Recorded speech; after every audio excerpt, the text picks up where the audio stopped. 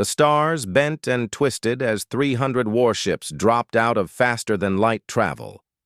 They appeared at the edge of the solar system like a swarm of metal insects, their hulls gleaming under the distant light of the sun. The Vrokath Dominion had arrived at Earth. Fleet Commander Thexal stood on the bridge of his flagship, all four of his arms crossed in satisfaction. Behind him, dozens of officers worked at their stations, their chitinous fingers dancing across alien controls. Holographic displays showed the primitive planet ahead, a blue and green sphere, undefended and ripe for conquest. "Scan the system," Thexal ordered, his voice a deep rumble. "I want to know everything." The sensors officer looked up, her mandibles clicking. "Commander, I'm detecting minimal defensive structures. A few satellites around the planet. Some space stations near the moon. Nothing that poses a threat to our fleet." Thexal's equivalent of a smile crossed his face. The Vrokath had conquered 47 star systems. Each time it had been the same story. The weak species they found always surrendered quickly once they saw the size of the invasion fleet. This would be no different. "Send the message," he commanded.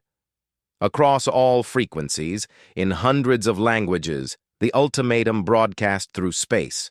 The humans had 24 of their hours to surrender completely.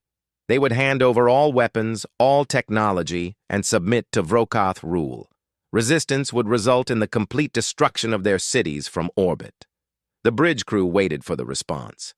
Some checked their weapons, others made bets on how quickly the humans would give up. The shortest estimate was 2 hours.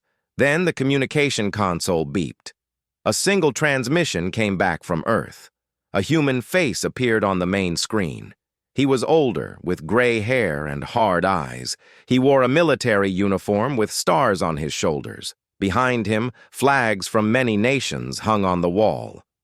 "I am General Jiho Kang," the human said calmly, "Supreme Commander of the Terran Defense Coalition.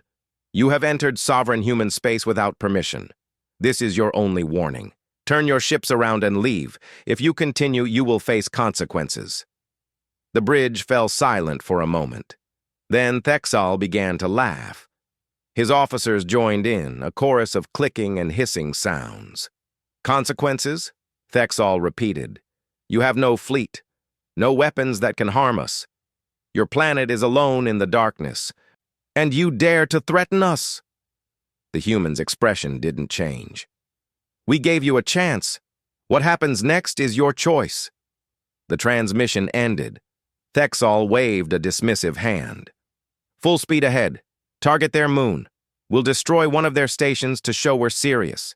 Then they'll beg for mercy." The fleet moved forward, engines burning bright in the void. It would take them 3 days to reach Earth at combat speed. Thexal went to his quarters, confident that by the time he woke, the humans would be sending desperate pleas for surrender. He was wrong. On the second day, as the fleet passed through the asteroid belt between Mars and Jupiter, the first trap triggered. Lieutenant Commander Yuna Lee sat in her cockpit, strapped into her fighter craft. Around her, hidden among the rocks and ice, 2,000 more pilots waited. They had been here for 6 days, living on rations and recycled air, waiting for the aliens to come. "All units," the command channel crackled. "Targets are entering the zone. Weapons free in 30 seconds. Yuna's hands moved across her controls, bringing weapons systems online. Her fighter had been disguised to look like a tumbling piece of space debris. Now it came alive, engine humming. 15 seconds. She could see them on her display. Hundreds of enemy ships moving in formation, completely unaware. 10 seconds. Yuna took a deep breath. She'd trained for this her entire career. She'd flown combat missions against rogue states and pirates. But this was different. This was humanity's first war against aliens. 5, 4, 3, 2, 1, execute! Space erupted in light and fire. From every direction, missiles launched, kinetic weapons fired, energy beams lanced out from hidden platforms. The asteroids themselves seemed to come alive as camouflaged stations revealed themselves. Thexal was thrown from his command chair as the flagship shook violently. Alarms screamed, lights flickered. "Report!" he roared. "We're under attack! Multiple directions! I'm reading! Thousands of targets!" On the main screen, Vrokath ships began to die. Shields flared and failed under the concentrated fire. Hulls ruptured. Engines exploded. In the first 60 seconds, 30 warships were destroyed. In the next minute, 40 more. "Return fire! Launch fighters! Find the targets!" But the humans had planned this perfectly. They knew exactly where the Vrokath sensors would be looking. They knew how long it would take the aliens to respond. Every missile had been positioned for maximum damage. Every shot was calculated. Yuna's fighter danced through the chaos, her weapons tracking and firing with practiced precision. She destroyed one alien ship, then another. Around her, her squadron did the same. The aliens tried to fight back, but they were confused, scattered, unable to find all their attackers. Colonel Hannah Park watched from the command center buried deep in one of the larger asteroids. Screens showed her the entire battlefield. Her carefully planned ambush was working exactly as she'd hoped. "All stations, focus fire on their command ships. Take out their coordination first." More missiles streaked through space. The Vrokath formation broke apart as captains tried desperately to maneuver their ships to safety. But there was no safety. The kill zone extended for millions of kilometers. After 30 minutes, it was over. 70 Vrokath ships had been destroyed completely. Another 40 were crippled, drifting and leaking atmosphere. The survivors regrouped, their formation ragged and broken. Thexal stared at his displays in shock. How had this happened? The humans were supposed to be primitive, weak, easy prey. "Commander," his tactical officer said quietly, "we've been deceived. Everything we learned about them, it was what they wanted us to learn." Thexal's mind raced. They had studied the humans for 3 cycles. They had intercepted their broadcasts, watched their wars, analyzed their technology. Everything had indicated an easy conquest, unless it had all been a lie. On Earth, in the Coalition Command Center, General Jiho Kang watched the battle reports come in. Around him, staff officers worked quietly, coordinating the defensive efforts. "The first wave was successful, sir," an aide reported. "Enemy casualties are within projected parameters." Jiho nodded. "Good. Activate the second layer of defenses. If they're smart, they'll try to retreat. If they're stubborn, they'll push forward. Either way, we're ready." He turned to look at the large screen showing Earth from orbit. Humanity's home. For thousands of years, they had fought each other on that planet. They had learned warfare through blood and pain. They had built weapons designed to kill their own kind with terrible efficiency. Now, for the first time, they fought as one. And their enemy had no idea what they were facing. The Vrokath thought it would be easy. They thought wrong. Thexal made his decision. Retreat was not an option. The Dominion had never retreated from a weaker species. If he turned back now, he would be executed for cowardice. His only choice was to push forward and overwhelm the humans with superior numbers. "All ships, reform the fleet," he commanded. "We proceed to Earth. Maximum combat speed. Launch all fighters for escort. Sensors at maximum range. I will not be caught off guard again."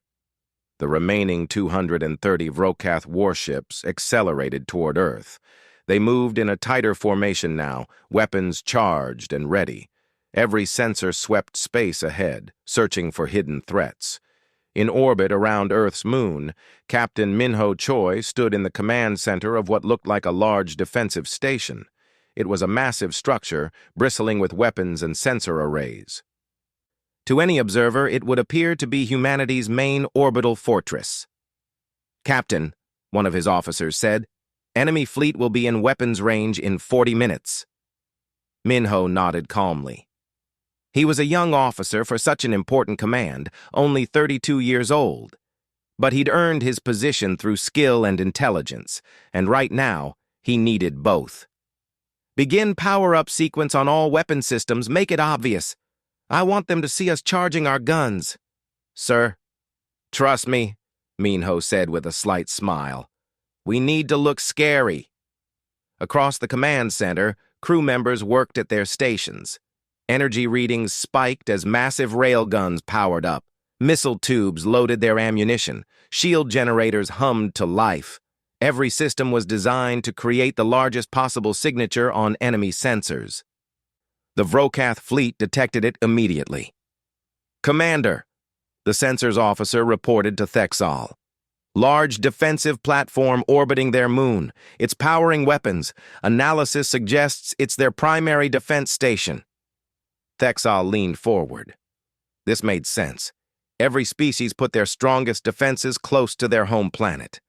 Destroy this station, and the path to Earth would be clear. All ships, target that station. Concentrate fire. I want it destroyed quickly. The Vrokath fleet adjusted course, moving into an attack formation. Every ship aimed its weapons at the station. They had the firepower to level entire cities. One station would not stop them. 30 seconds to optimal firing range, Tactical announced. Minho watched his tactical display. The enemy ships were positioning themselves exactly where he wanted them. Exactly where the battle plan predicted they would. All personnel evacuate to the secondary positions. You have 20 seconds. His crew moved quickly and efficiently. They had drilled this procedure dozens of times. Within 15 seconds, the command center was empty, except for Minho himself. 10 seconds, he said into his communicator. Then he ran for the escape pod. The Vrokath fleet opened fire. Hundreds of energy beams and missiles struck the station. Shields flared and failed within seconds. The structure's outer hull melted under the intense heat. Explosions rippled across its surface. Target destroyed, the tactical officer reported triumphantly. Thexal allowed himself a moment of satisfaction. Then his world turned into chaos. From behind the Vrokath formation, space seemed to shimmer and twist. Stealth fields dropped, revealing 50 real defensive platforms that had been hidden, completely silent and invisible. These were humanity's actual orbital defenses. Each platform was smaller than the decoy station, but far more deadly. They had been positioned during the months before the invasion, waiting in absolute silence, running on minimal power to avoid detection. Colonel Hannah Park, who had moved to Earth's orbital command after the asteroid ambush, gave the order. All platforms weapons free. Fire at will. The platforms unleashed hell. Railguns fired solid projectiles at a fraction of the speed of light. At these velocities, the projectiles carried kinetic energy equivalent to nuclear weapons. They punched through Vrokath shields like paper and vaporized ships on impact. Missile pods released swarms of smart munitions. Each missile had its own guidance system and target selection algorithms developed through decades of human warfare. They wove through enemy formations, seeking weak points in shields and armor. Energy weapons, lasers and particle beams, carved through space, sustained and accurate. Unlike the Vrokath weapons, which dispersed quickly, human energy weapons maintained coherency over longer distances. They sliced through ship hulls like hot knives through butter. The Vrokath fleet, concentrated in their attack formation, found themselves perfectly positioned for maximum casualties. They had bunched together to focus their fire on the decoy. Now they were targets in a shooting gallery. "Evasive maneuvers!" Thexal screamed. "Scatter the fleet!" But it was too late. In the first exchange, 40 ships were destroyed. In the second, 30 more took critical damage. The humans weren't just firing randomly. Every shot was coordinated. Every weapon system supported the others. Una Lee, now flying her fighter in Earth orbit, led her squadron against the Vrokath fighters that launched in defense. The alien craft were fast and maneuverable, but they flew predictably. They relied on their shields and armor to protect them. Human fighters were different, lighter, faster, and flown by pilots who had trained their entire careers for dogfighting. Pilots who had studied every combat engagement in human history and learned from them. Yuna locked onto an enemy fighter, fired a burst from her railgun, then rolled away before the alien could return fire. Her wingman came in from another angle, finishing the kill. They worked as a team, covering each other, coordinating without speaking. Around Earth orbit, similar scenes played out in hundreds of small battles. Human pilots outflew and outfought their alien counterparts. It wasn't that the Vrokath were bad pilots. They simply had never faced opposition this skilled. Aboard his flagship, Thexal watched his fleet die. Another 20 ships gone, then 15 more. The humans were everywhere, attacking from multiple angles, using tactics he'd never encountered. "How many ships have we lost?" he asked, though he didn't want to know the answer. 163 destroyed or disabled, Commander. We have less than 70 operational warships remaining. Less than 70, from 300, in 2 engagements. "Commander," his communications officer said hesitantly, "we're receiving a transmission from the human command." General Jiho Kong's face appeared on the screen again. He looked exactly as calm as before. "Fleet Commander Thexal," the human said, "you have one opportunity to withdraw with your remaining ships. Leave our system now, and we will allow you to go. Continue your attack, and we will destroy every ship you have. Choose wisely." Thexal felt something he had never experienced in his military career: fear. Real, genuine fear. His fleet was being dismantled by a species that was supposed to be primitives. His warriors were dying to humans who should have surrendered at the first sight of his armada. Every instinct told him to retreat, but pride and the knowledge of what would happen if he returned to the Dominion in defeat pushed him forward. "We do not retreat," Thexal said. "If we cannot win in space, we will take the planet itself. Launch all ground forces. We will crush them on the surface." The remaining Vrokath ships began launching dropships. Thousands of small craft descended toward Earth's atmosphere, carrying 50,000 elite shock troops. The Vrokath were natural warriors, stronger and tougher than most species they'd encountered. On the ground, they would have the advantage, or so Thexal believed. General Jiho Kong watched the dropships descend. He turned to his staff. "They're coming down.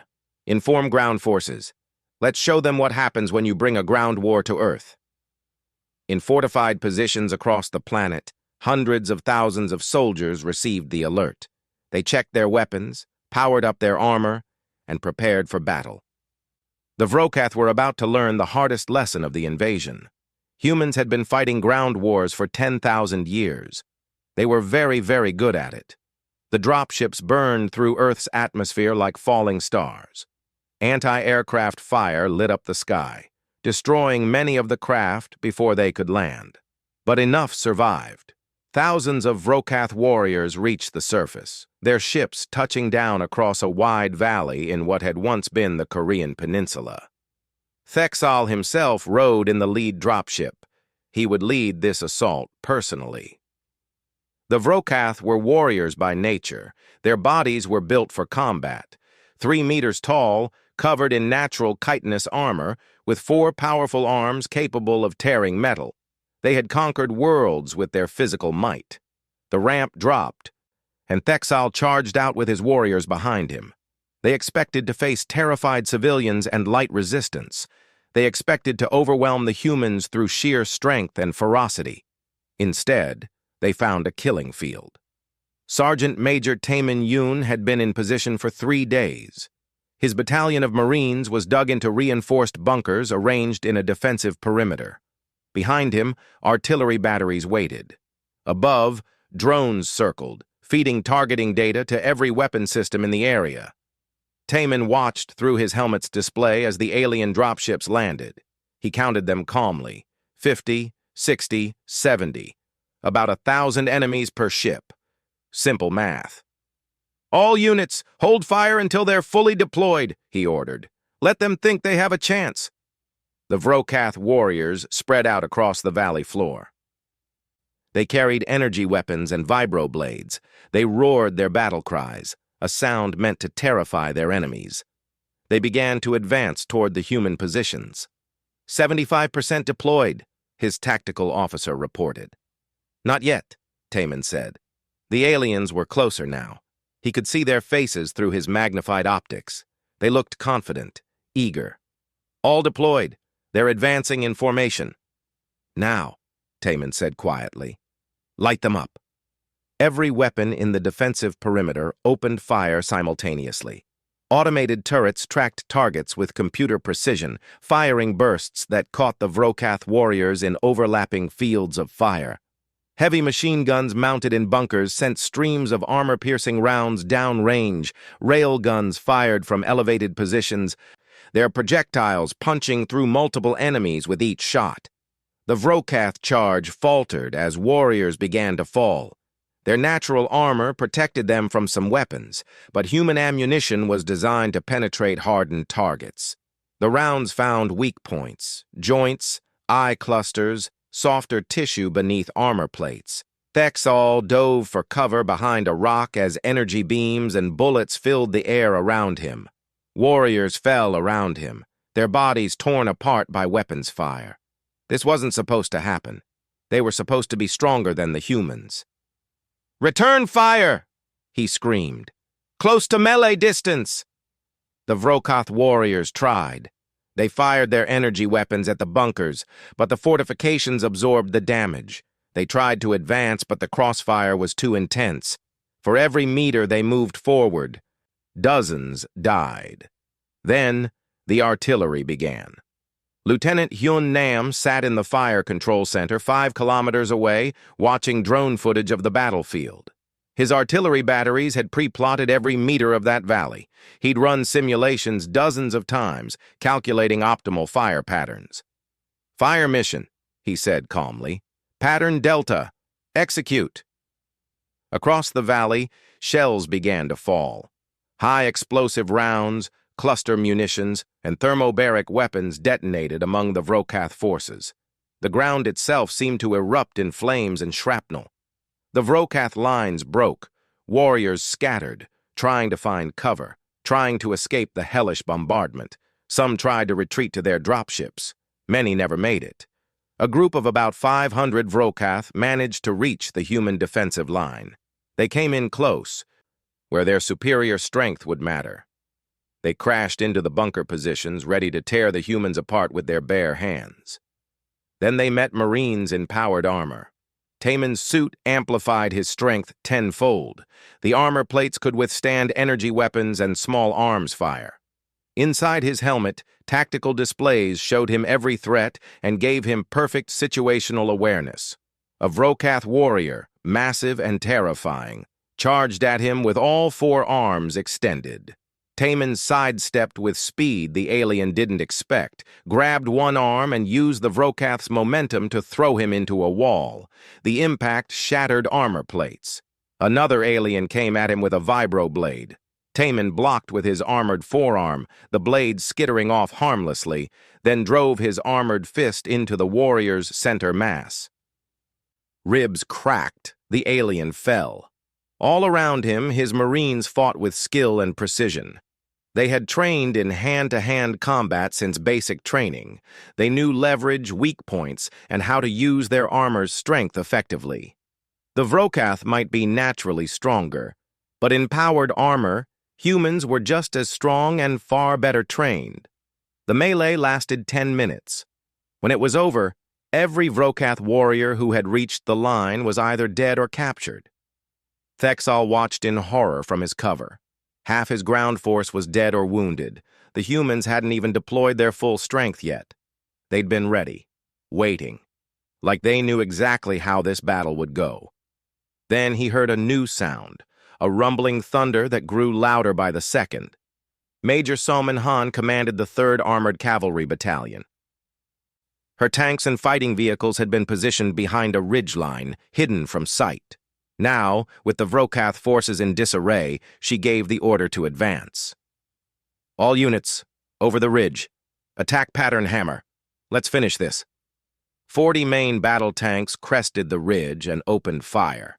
Their main guns used depleted uranium penetrators that could punch through meters of armor. Against Vrokath warriors, even in the open, the rounds were instantly lethal.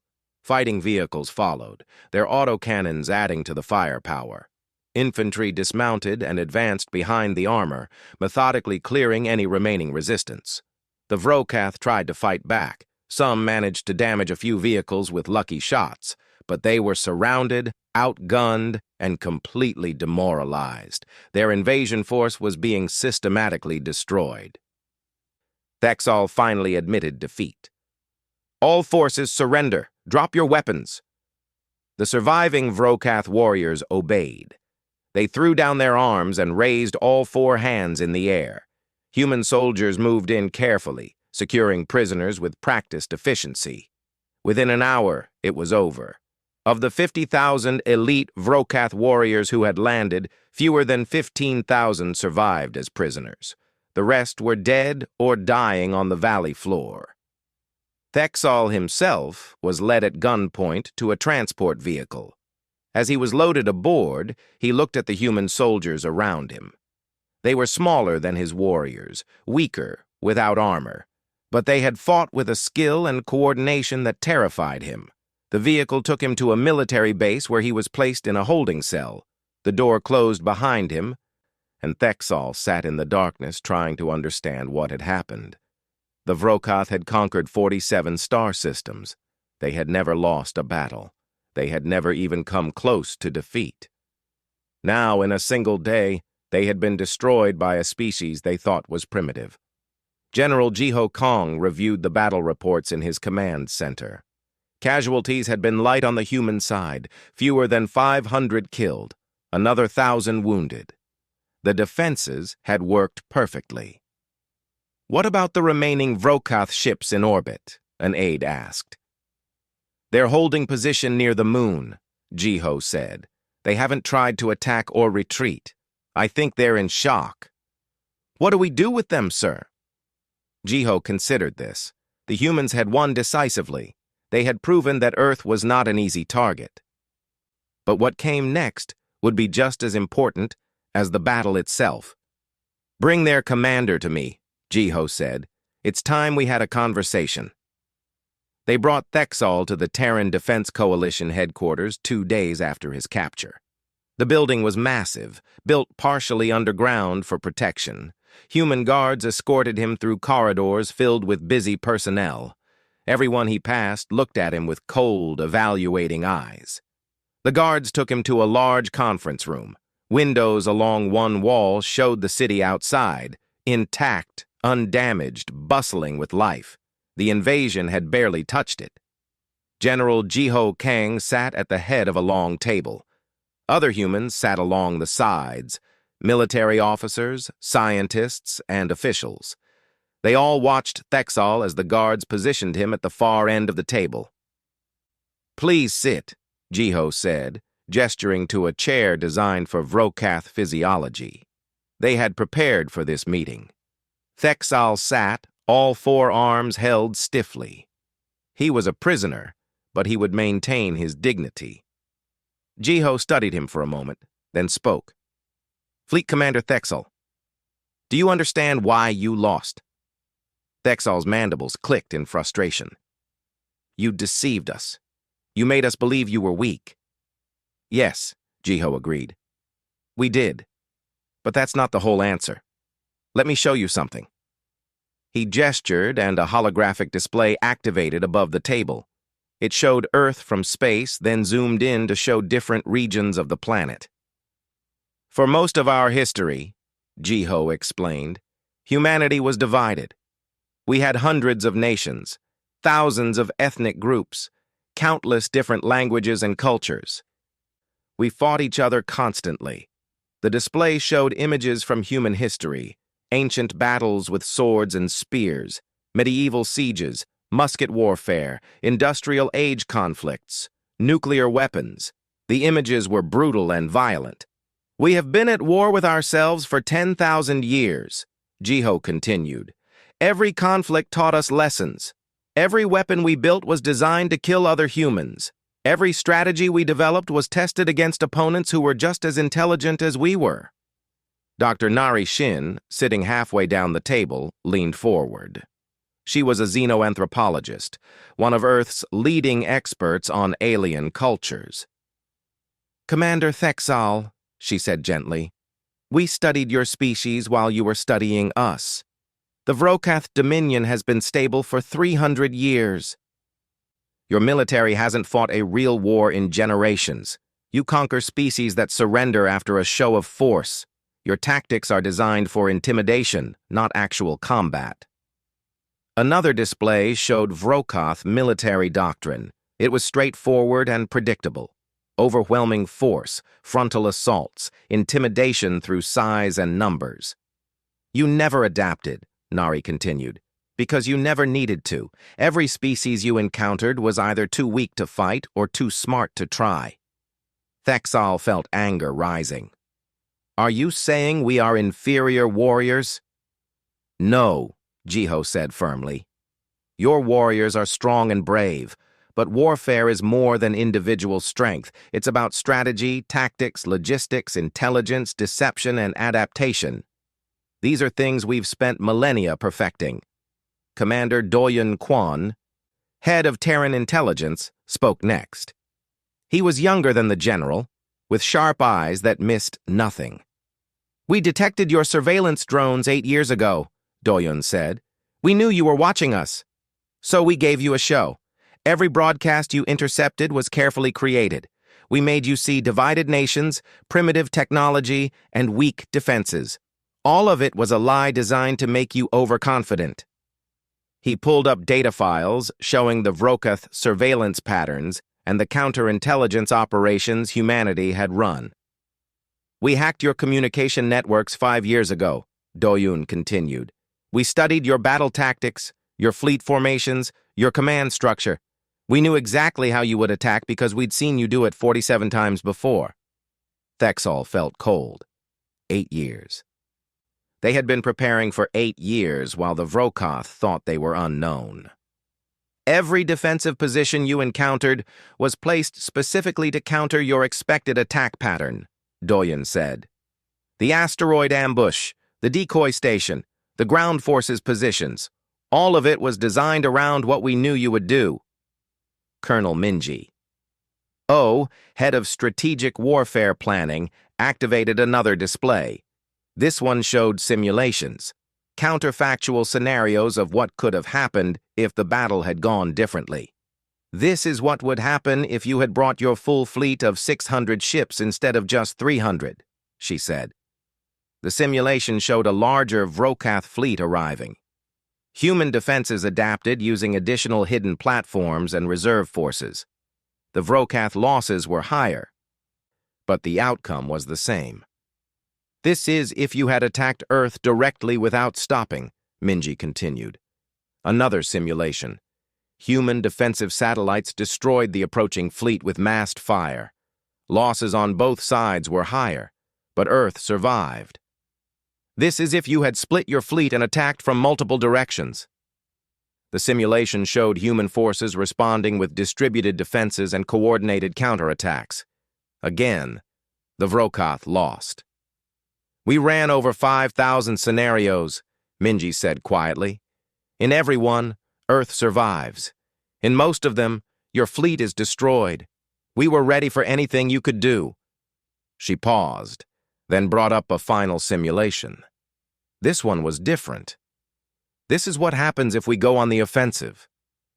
The simulation showed human warships, sleek, fast, and heavily armed, striking at Vrokath supply lines.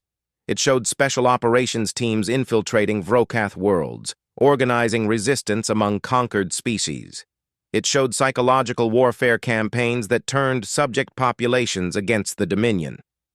"We have 47 conquered species in your empire," Minji said. "Most of them hate you. We could arm them, train them, and support their rebellions.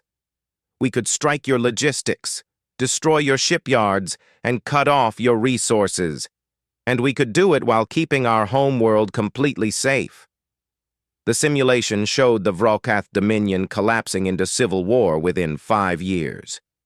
We don't want to do this, Minji said, but we can, and we will, if you force us. The room fell silent. Thexal stared at the displays, feeling something close to despair. Everything he had believed about Vrolcath's superiority was crumbling. "Why show me this?" he asked. "Why not just kill me?" Jiho leaned forward. "Because we don't want to be your enemy, Commander. We want you to take a message back to your Dominion. A message about who and what humanity really is." He gestured, and the displays changed to show Earth again. Cities filled with billions of people, farms and forests, oceans and mountains. "We are not a weak species," Jiho said. "We are not primitives. We are survivors who have clawed our way up from nothing. We have fought and killed each other for thousands of years, and we learned from every single battle. Now, for the first time in our history, we are united, and we are turning all of that experience, all of that knowledge, outward." He stood and walked to the window, looking out at the city. "We are offering you peace," Jiho said. "Trade, diplomatic relations, maybe even friendship in time. But understand this. If you or any other species attacks us again, you will not face divided nations with competing interests. You will face all of humanity, working together, with 10,000 years of military experience behind us." He turned back to Thexal. "We have been to the brink of extinction dozens of times. We have fought world wars. We have built weapons that can destroy our entire planet. We know how to fight total war, and we know how to win it. That's not a threat. It's a fact." Captain Yunji Bei, from the Diplomatic Corps, spoke for the first time. Her voice was calm and professional. "We are preparing a complete record of the battle for you to take back to the Dominion, full tactical analysis, complete documentation. We want your leaders to understand exactly what happened here." She slid a data crystal across the table. "We're also releasing your surviving ships and personnel. You will be allowed to leave our system unharmed. All we ask is that you deliver our message." Thexal looked at the crystal, then at the humans around the table. They had defeated him, humiliated him, and now they were letting him go. "You would trust me to deliver this message?" he asked. "Yes," Jiho said simply, "because it's the truth. And the truth is more powerful than any weapon." 3 days later, Thexal stood on the bridge of his flagship once more. It had been repaired enough to travel, though it would never be the same. Neither would he. His surviving fleet, 67 ships carrying fewer than 15,000 warriors, prepared to leave the Sol system. The humans had kept their word. They had returned the prisoners, provided medical care for the wounded, and even supplied enough provisions for the long journey home. Captain Yunji Bai accompanied them to the edge of human space in a sleek escort vessel. She stood now on his main view screen, her hands clasped behind her back in a military posture. "This is as far as we go, Commander," she said. "From here, your journey is your own." Thexal looked at her, still trying to understand these strange creatures. "Why did your people spare us? You could have destroyed my remaining ships easily." Yunji's expression was thoughtful. "Because we remember what it's like to be defeated. Humans have lost battles before. We've lost wars. We know what it feels like to face an enemy that seems unbeatable. That knowledge taught us mercy." She paused, then continued. "But more importantly, we want peace. Real peace, not conquest. We want neighbors, not subjects. Trading partners, not slaves. That only works if we show that mercy is strength, not weakness. The Dominion may not see it that way," Thexal warned. "When I return with this defeat, they may send an even larger fleet." "Then we will defeat that fleet too," Yunji said calmly. and the next one, and the next, until your leaders understand that Earth is not worth the cost, or until they decide that peace is better than endless war." She saluted in the human way, fist over heart. "Safe travels, Commander. We hope the next time we meet, it will be as friends." The transmission ended, and the human ship turned back toward Earth. Thexal watched it go, then gave the order to jump to faster-than-light travel. The journey home took 30 days. Thexal spent most of that time reviewing the data the humans had given him. Battle recordings, tactical analysis, historical records. It was all there, a complete picture of how and why the Vrokath had lost. The more he studied, the more he understood. The humans had not just defeated his fleet. They had outthought him at every turn. Their entire civilization was built around competition and conflict. They had refined warfare into an art form. When his battered fleet finally arrived at the Vrokath homeworld, the Dominion Council was waiting. Thexal was brought before them immediately. The council chamber was vast and imposing. 12 High Lords sat in judgment, their ancient bodies adorned with symbols of power. Behind them, hundreds of lesser nobles and military officers watched in silence. High Lord Kexavar, the eldest, spoke first. "Fleet Commander Thexal, you departed with 300 ships and 50,000 warriors to conquer a primitive world. You return with less than a quarter of your force. Explain." Thexal stood straight despite his shame. "High Lord, the humans were not what we believed. We were deceived, ambushed, defeated by a species that has mastered warfare in ways we never imagined." Murmurs ran through the chamber. The word defeated was rarely spoken among the Vrokath. "Impossible," another High Lord said. "Our intelligence showed them to be divided, weak, primitive."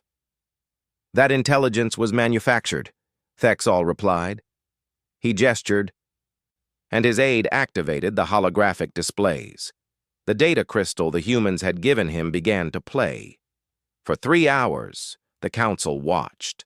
They saw the asteroid ambush, the decoy station, the orbital platforms emerging from stealth, the ground battle where Vrokath warriors fell to human weapons and tactics.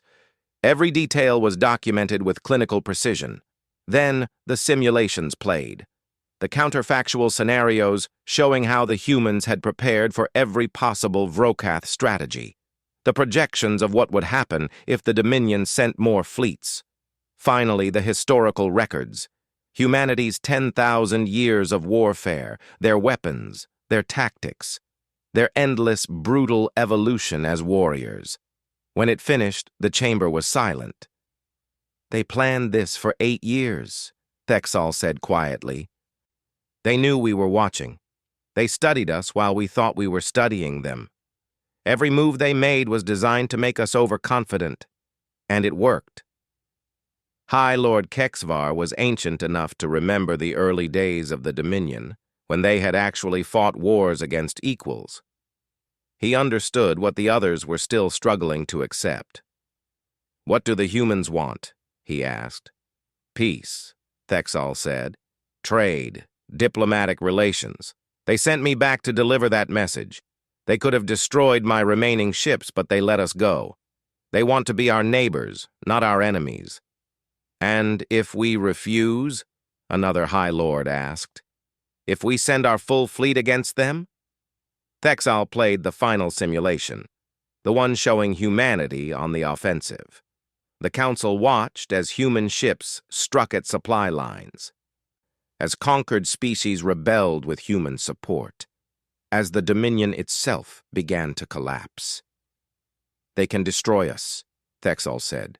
"Not quickly, not easily, but they can do it. And they will, if we force their hand. These are not conquerors, they are survivors, and survivors will do anything to protect their home." The council debated for hours. Some wanted revenge. Some wanted to pretend the defeat had never happened. But High Lord Kexvar was wise, and his voice carried weight. For 300 years, the Dominion has grown through intimidation, he said. We conquered those too weak to resist and avoided those strong enough to fight back. We became comfortable, complacent. The humans have shown us the price of that complacency. He looked around the chamber. I propose we accept their offer of peace. We establish diplomatic contact. We learn from them as they learned from us. And we pray that no other species in the galaxy is as dangerous as they are. The vote was not unanimous, but it was decisive. Earth would be classified as a prohibited zone. No Vrokath ship would enter their system without permission. Diplomatic channels would be opened. The defeat would be recorded honestly in Dominion history as a lesson for future generations. For the first time in 300 years, the Vrokath Dominion retreated from a confrontation. On Earth, General Jiho Kang received the news in his office, a data transmission from the Vrokath requesting formal diplomatic contact. The invasion was over. Peace had been achieved. He should have felt relieved. Instead, he felt cautious. They accepted it, his aide said, reading the transmission. They're backing down. For now, Jiho said. He stood and walked to the window, looking out at the city. But there will be others. The Vrokath won't be the last species to think we're an easy target. He turned back to his aide. Send orders to all defensive positions. Maintain current readiness levels. Continue building new platforms. Expand our intelligence networks. We won the battle, but the war for survival never ends. In orbit, Colonel Hannah Park was already working on upgrades to the defensive network. New weapons, better sensors, more sophisticated stealth systems. She had studied the battle recordings and found 3 moments where the humans had been vulnerable. 3 places where they could improve.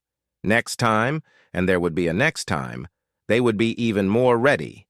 Lieutenant Commander Yuna Lee, back on Earth after her combat tour, was selected to train the next generation of fighter pilots. She would teach them everything she had learned, every mistake the Vrokath had made, every advantage humanity possessed. Captain Minho Choi took command of the real orbital defense platforms, the ones that had destroyed the Vrokath fleet. He ran drills constantly, keeping his crews sharp and ready. Sergeant Major Taemin Yoon returned to training new Marines. He was harder on them now, more demanding. He had seen what alien warriors looked like. He knew what it took to defeat them. All across Earth and its orbital space, humanity continued to prepare. They had won their first interstellar war, but they remembered the lessons of their own history. Victory today was no guarantee of safety tomorrow. Commander Doyun Kwon, head of intelligence, established monitoring stations throughout human space. He wanted early warning of any new threats. Humanity would never be caught off guard again. Dr. Narration began studying Vrokath culture in depth, using data from the captured warriors. She wanted to understand them better. Understanding led to prediction, and prediction led to preparedness. Captain Yoonji Bai established the first Terran Diplomatic Corps training program. If more aliens came, whether hostile or friendly, humanity needed people who could communicate, negotiate, and represent Earth's interests. The Terran Defense Coalition expanded. New ships were built, new weapons developed, new soldiers trained. The victory over the Vrokath had proven that humanity could defend itself, but it had also revealed how much they still had to learn about the galaxy. Years passed, then decades. The Vrokath kept their word and stayed away. Other species, hearing the story of what happened to the Vrokath fleet, gave Earth a wide berth. Some eventually made peaceful contact, establishing trade and cultural exchange. But humanity never forgot the lesson of that first invasion. They never stopped preparing. They never became complacent, because that's what humans did. That's what they had always done, since the first time someone picked up a rock and used it as a weapon. They survived. They adapted. They prepared. And they made damn sure that anyone who threatened Earth would regret it. General Jiho Kang, in his final speech before retiring, summarized it perfectly. The Vrokoth thought it would be easy. They thought we were weak. They thought wrong. Let that be a lesson to the galaxy. Humanity does not fight because we enjoy war. We fight because we are very, very good at it. And we have spent 10,000 years proving that fact to each other. Anyone foolish enough to test us will learn the same lesson the Vrokoth did. We are not conquerors. We are not crusaders. We are survivors. And in the cold mathematics of the universe, survivors are the most dangerous species of all. Stay vigilant. Stay ready, because the price of peace is eternal preparedness, and humanity has always been willing to pay that price. The galaxy had been warned. Earth was not easy prey. Humanity was not weak. They were waiting, and they were ready.